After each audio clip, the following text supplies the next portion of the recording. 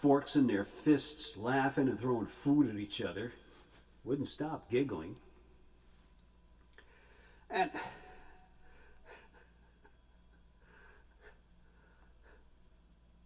Dave is making very acceptable, it's called table talk. And Dave is the younger, Jimmy's the older, he's 16. Dave is the younger, Jimmy's my best friend. Dave is the younger, he's 14. And Dave is explaining how he's just gotten his first part-time job. He's working in a supermarket part-time, and he's one of those aisle 9, clean up and bag boy type fellas, right? And Dave is explaining how he's cashing his own paycheck now, spending his own money. He's even got a little modest savings account down the local bank. And how all this is, he's managing his schoolwork too. And all this is making him feel more and more grown up, like he's really getting there now, being 14 and working and going to school, handling the responsibility and all. And here's where Uncle Clyde chimes in. Ladies and gentlemen, Uncle Clyde.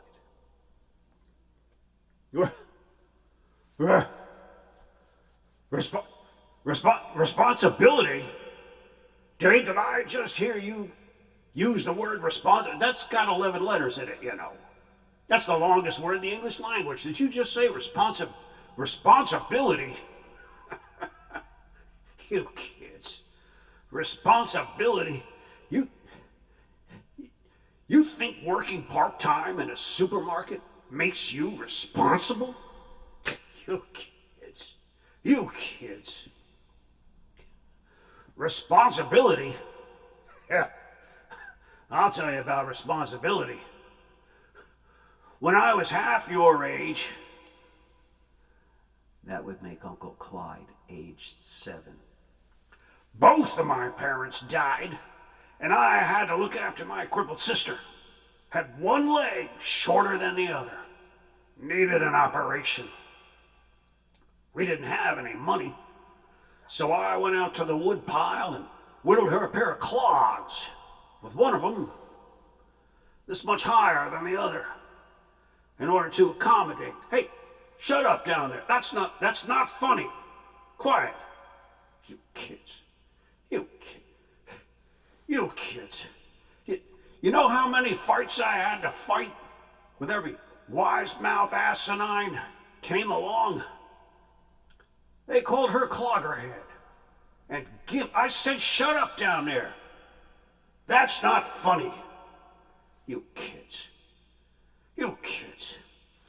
What are you doing wearing bones in your noses? Giant safety pins in your ears? What the hell's the matter with you? And if I've got to look at one more older woman's butt crack, lifted and separated from bottom to top by some kind of miracle weave spandex shapewear technology, Aunt Louise, with control top, in order to flatter, plump and sculpt. Jimmy, Dave, listen up. On a younger woman, a very much younger woman, Aunt Louise. Yes, that's a delight. In her prime, she ought to show it off, and thank you. But on an older woman, that sagging old rear end of hers, held together by secret stitches and modern techno weave, I could tell you from vast experience, boys, what happens when you strip all that away. It's an avalanche. Run for it, boys, it's a cave-in. Isn't that right, Aunt Louise? Don't pay any attention to her. She's hiding in the kitchen. Now, Jimmy, Dave, listen up. One last thing. That's one more example of how the fruit doesn't fall very far from the tree.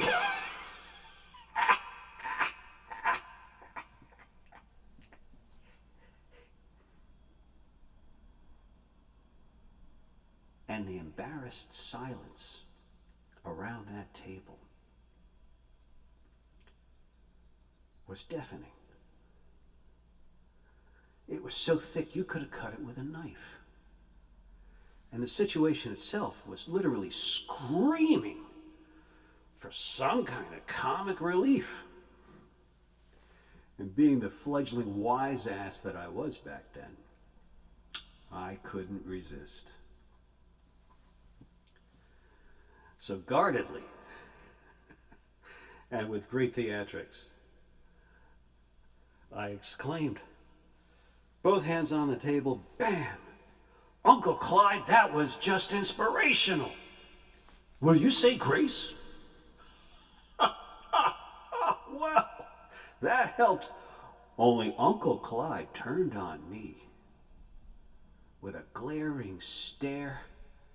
It was like a laser beam, enough to bore a hole in the hull of a battleship.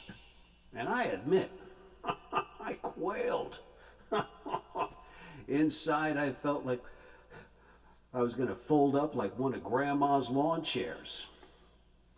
But then I looked across the table at Jimmy and Dave, trying to contain themselves, sniggering up their sleeves. And that emboldened me.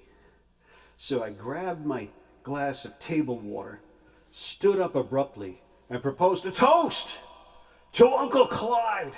May he never have to view an older woman's butt crack again.